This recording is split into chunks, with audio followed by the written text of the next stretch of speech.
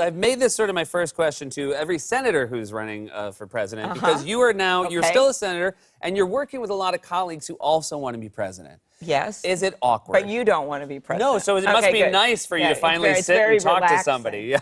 Yeah. Yes, but, you know, we are all friends as opposed to who's in the White House right now. Yes. And so actually, when you look at it, I've got, let's see, Elizabeth and Bernie and I are in leadership. Michael Bennet, I've been to his house a lot, friends. I'm emceeing this softball game that Kirsten's pitching next week. And then Kamala and Corey and I serve together on Judiciary. And after that Kavanaugh hearing, that is a bond that we will never break. Yeah, there you go. You've been through something. And then it will be interesting. Certainly, the debates are coming up in about 2 weeks. Yes.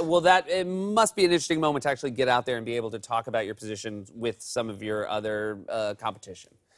It is, because this is a moment, especially for someone like me from a state that's a little smaller in the middle of the country, for me to tell people what I'm all about, that I think we need to bring the heart back to American politics. We need to bring people together and not wake up every day to a mean tweet, right? Yeah. That we need to start talking about things that matter to people, bringing down the cost of prescription drugs, doing something about the cost of college, finally moving ahead on climate change and immigration reform. And it gives me that moment to talk about what I stand for and how we can have a better America right now. That will be exciting to watch. You don't have to say.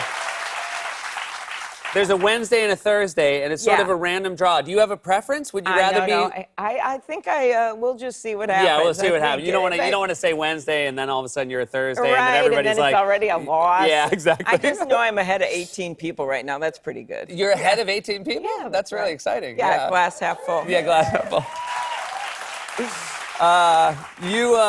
I do want to talk about sort of some of the broader issues that affect everyday Americans, but there's this other, and many people say maybe this is a distraction from that. But you haven't spoken out as far as how you feel about impeachment, or I don't want to put words in your mouth, but you are a former prosecutor. So having looked at this evidence, what is your take on it so far? Well, I think that there could be impeachment, and I personally, if the impeachment, when I look at this evidence, I see impeachment. However, I think the House right now has to be able to finish their investigation, right? They're starting to call witnesses. They have one coming before them. That's really important. But the other piece of this that we have to be doing at the same time is to look at that Mueller report and all of the allegations about what Russia did. And right now, as you pointed out earlier in the show, you got a guy in the White House that basically is saying, come on, foreign agents, give me some dirt on my opponents. That is what he said in that interview, and that is what we most fear. And I know this personally. I've been trying to pass this bill to at least get some backup paper ballots and audits, and it's a bipartisan bill, and the White House stopped it in its tracks. And now I know why. I mean, he doesn't care what happens in this election, except he wants to win, and he'll do anything to do it. And I think Americans have got to understand exactly what went on so that we can stop it from happening again. The other thing is there's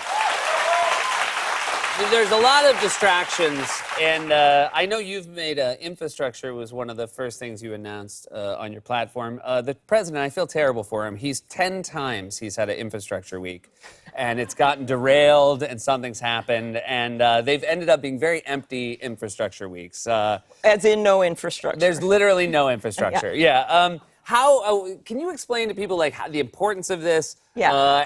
And sort of also how the current administration is just using it as a word that means nothing. Yeah, exactly. I think he says it because it sounds good. He said it on election night. I remember that. And now nothing has happened. The latest is he had the leaders over, and then he blew up when they said, well, how are you going to pay for it? And that was the end of it. We never heard about it again. That is a famous sore spot for him. How are you going to pay for something? Exactly. So they should have known better. Because he just keeps adding debt. Okay, yeah. so and now... he also has personal money trouble. Okay, there you go. We won. Yes, that's right. Okay, so why is it important? Well, first of all, you hear about this rural-urban divide. Well, how are we going to bridge it if you can't email your mom in a small rural town because the broadband doesn't work, right?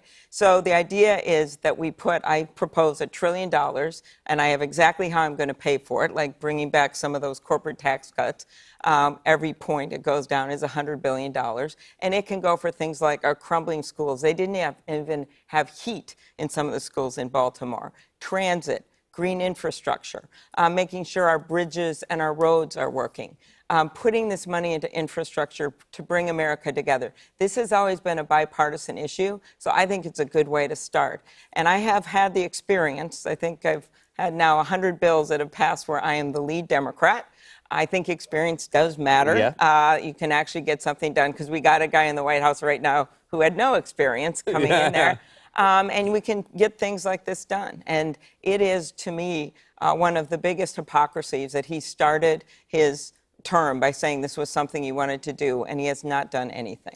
Well, I'm certainly looking forward to hearing more from you in a couple of weeks, be it on a Wednesday or Thursday. And thanks so much for being here. Okay, Really thank you. appreciate it. Thank you very much. Senator Amy Klobuchar,